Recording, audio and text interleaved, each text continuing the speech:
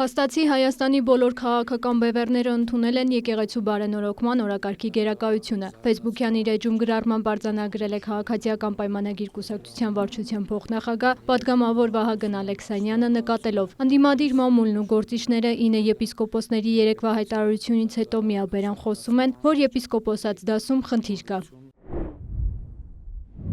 Այսինքն, եթե վակուումի մեջ կարդաս ընդդիմադիրներին, կստացվի, որ մի խայտառակ վիճակ է եկեղեցում։ Ուղղակի խնդիրն այն է, որ ընդդիմությունը խոսում է միայն այն եպիսկոպոսների ու եկեղեցականների դեմ, որոնք ուղիղ տեքստով դատապարտել են բացահայտ պղծությունը։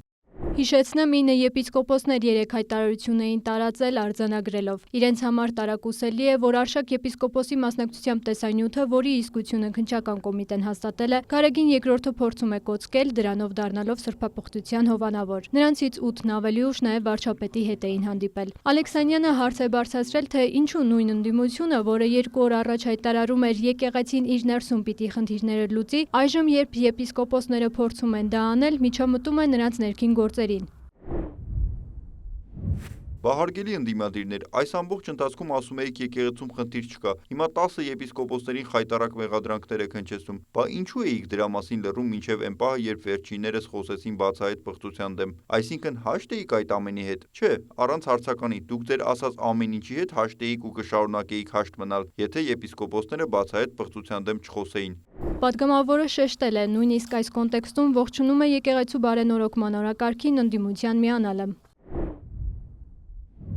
Փաստացի դուք արձանագրում եք, որ եկեղեցում ահռելի խնդիրներ կան։ Իհարկե, դեռևս խնդիրները տեսնում եք միայն պղծության դեմ խոսողների շարքերում եւ անտեսում պղծության պաշտպանների շարքերում, բայց սա էլ է ժամանակավոր։ 9 եպիսկոպոսների հայտարարությունը ողջունում է նաև ազգային ժողովի նախագահ Ալեն Սիմոնյանը։ Լրագրողների հետ զրույցում Սիմոնյանը նկատեց, ակնհայտ է, որ եկեղեցում գործընթաց է սկսվել։ Այդ process-ի հիմքերում դուք գիտեք ինչ փաստաթուղթ է դրած, եւ վարչապետը հանդիպել է եւ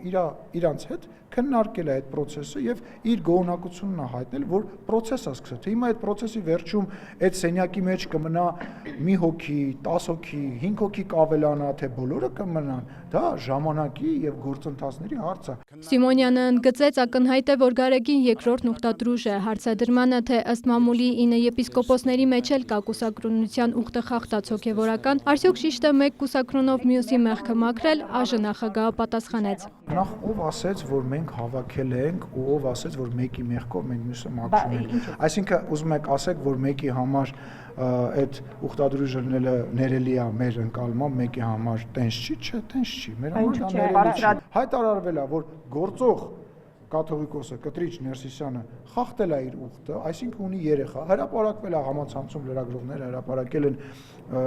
լուսանկար, ինքը դա չի մերժել, չի հերքել, որտեղ նման բան կա, ինչպես նաև շատ ամոթալի բան է հայտնվել համացանցում, որը ես չեմ ողջունում ու շատ դատապարտում եմ, կապված Արշակ Սրբազանի հետ կապված, որը նույնպես այս պայծրությամբ փաստ է։ Իսկ արդյոք իշխանության համար ընդունելի է Նավասարդ արքեպիսկոպոս Կճոյանի մասնակցությունը եկեղեցու նորոգմանը, որը հայտարարությունը ստորագրած եպիսկոպոսներից մեկն է, բայց մեղադրվում է փողերի լվացման, օֆշորում գույք ունենալու համար։ Սիմոնյանը պարզաբանեց. Ես այդ մարդուն որպես նոր կաթողիկոս բնականա չեմ տեսնում եւ դա իմ համար անքննելի հարց է, թե ինքը ինչ մասնակցություն կունենա, թե այդ ձեր նշած փաստերը ինչ հետևանքներ կունենան, ես որևիցե բան չեմ բացառում։ Քաղաքական առումով պարոն Կճոյանի հետ կապված մենք որևիցե քաղաքական բանավեճի, բանակցությունների մեջ չենք, ինքը գործող պաշտոնյա է, ինքը իր կարծիքն է հայտարարել, ինչպես նաև մնացած եպիսկոպոսները։ Ես հարգանքով եմ մոտենում իր հայտնած կարծիքին, ողջունում եմ իր ու մնացածի գործողությունները եւ հաջողություն եմ մաղթում։ Մեկ ուխտադրուժով մյուսին եկեղեցուց հեռացնելու հարցի շուրջ իր տեսակետը հայտնեց նաև առողջապահության նախարար Անահիտ Ավանեսյանը, ով ամեն կիրակի վարչապետի հետ մասնակցում է պատարակներին։ Հանրային ճնշումները բոլորի նկատմամբ միատեսակ պետք է լինեն, պահանջները միատեսակ պետք է լինեն։ Եթե դուք ունեք նման փաստեր, դուք էլ բարձրաձայն եք։ Մենք ունենք մամուլում բազմաթիվ բաներ են գրվում այդ։ Դե շատ, բայց ինչու Բա ինչու հենց ուրեմն կտրիչ ներսյանից չեք պահանջում, որ նույն ձեր նշած անձանց հետ կապված որևէ կարգապահական գործողություն սկսվի, ինչու չենք պահանջում։ Իհարկե պահանջում ենք։ Այստեղ որևէ տարբերակ չի կարող լինել։ Եթե մարդը խախտում է եկեղեցու կանոնները, ուրեմն պիտի դրան արձագանք լինի, անկախ նրանից ով է դա։ Ավանեսյանը տեղի ունեցող գործընթացն առողջացում է համարում, շեշտում է հոգևոր նորոգումը չի կարող բերել եկեղեցու պառակտման։ Միանշանակ դրական են գնահատում նաև մեր եպիսկոպոսների արձագանքը, որովհետև ըստ էության, գիտեք, եւ հանրության եւ բոլորի մոտ անհասկացողության եւ ինչ ասեմ, անազնվության